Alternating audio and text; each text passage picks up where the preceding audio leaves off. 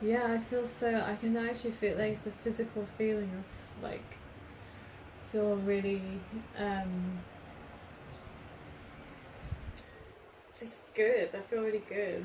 I feel really like, I feel like love, like a pulsing feeling of love. Yeah. So beautiful, because that's where we disconnect when we're children, because of that's when it starts, and we don't realise. We just start conforming to others' beliefs. And again, I want to say there's no blame and shaming here. It's about, if we're going to look at our parents or our teachers or our siblings, they would have done it differently had they have known, but they didn't know. So they put their beliefs with well-being, think like with good intention, that this is how it's supposed to be, but it's actually disconnection. So things like need, attachment, greed, the doing the action of, I have to get this done and I have to get that done, I'm on a timeline and I need to make money, all that is stress. And it's grey and it's shadowy. If we just allow and go into our heart and feel the love and joy and the inner child, bring the inner child out to be playful and fun and just enjoy everything, divine will take care of everything that we need or that you need. Right, yeah. Including money. Like resonating that. You're vibrating that out, and money is just energy like anything else. We just are taught that we need to do that, and we need to make more money, and we need to, there's a lot of stress behind that. So what you just felt, your inner child is your inner being. It's who you truly are, and we all have that, and we take that with us when we go, when we come into this world. It's the in-between stuff.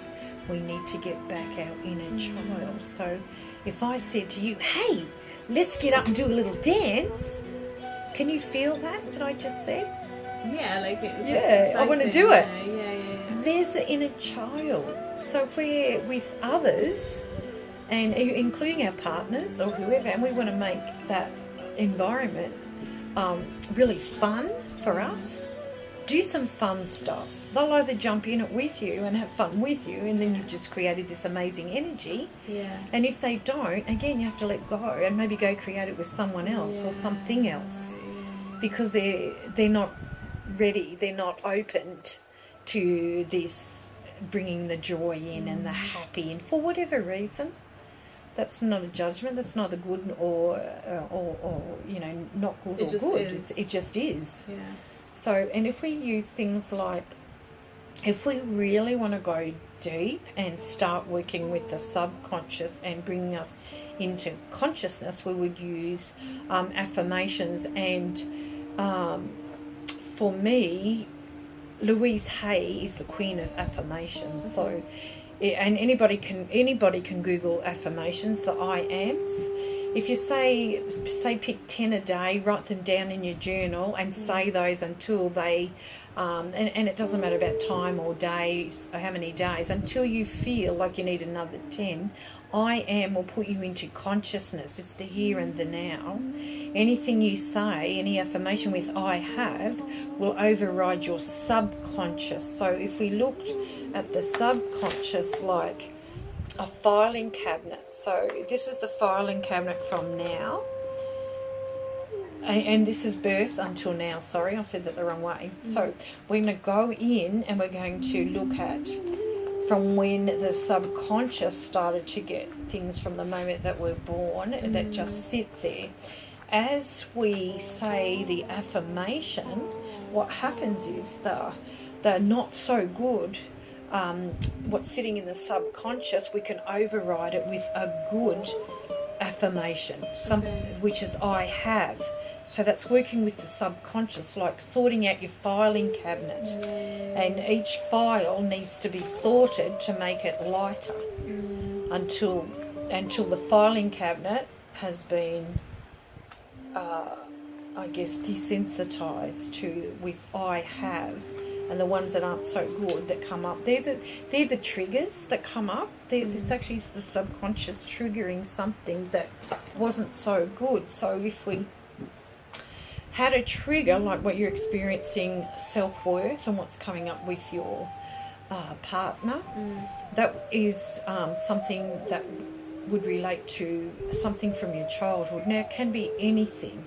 It can be something very, very small, like it could be abandonment, or I'm not good enough to have my parents even here. And they might have just went somewhere when you were 7 years old and just said, wait, here will be 5 minutes.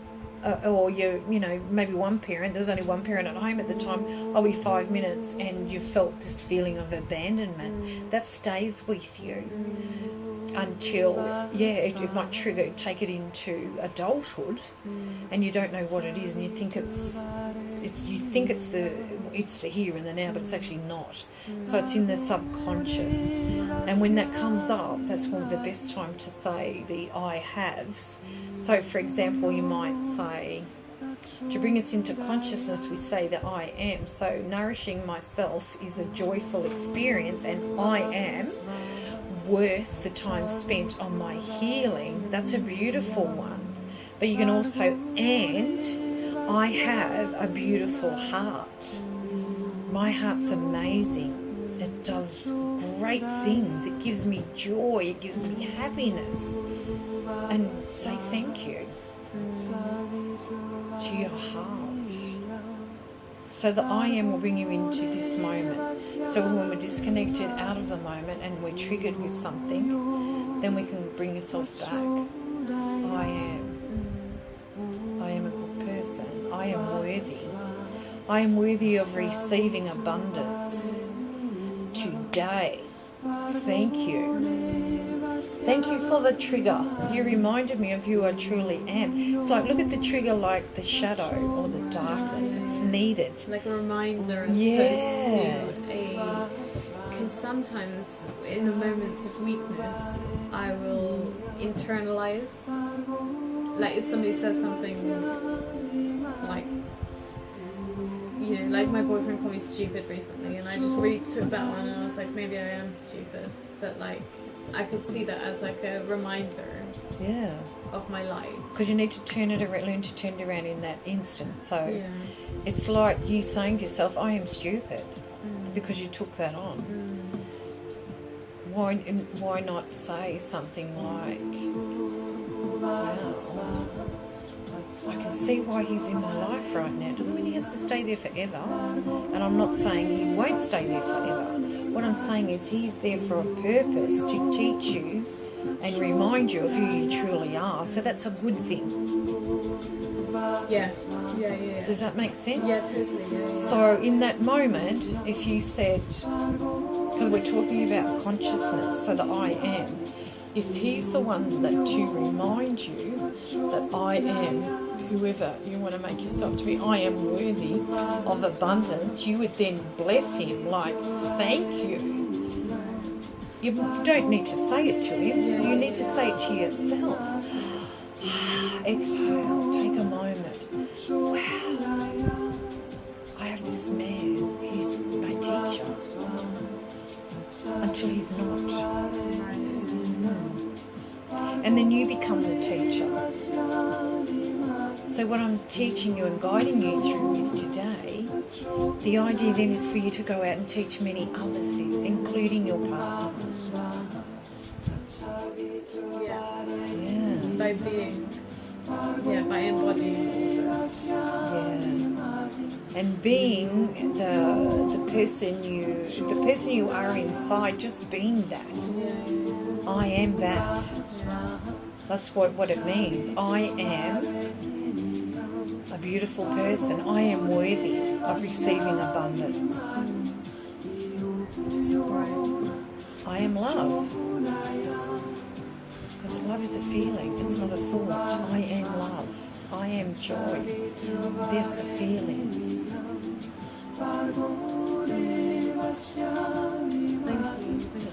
Namaste. I hope that's helped. And thank you for allowing me to video that. And thank you for all those who are going to receive this. I hope it's helped. And if it has, please give me feedback. And and please share with anybody that you feel may need some help with this, or it can help someone. that's my purpose, and that's why I'm here to share. Thank you. Namaste.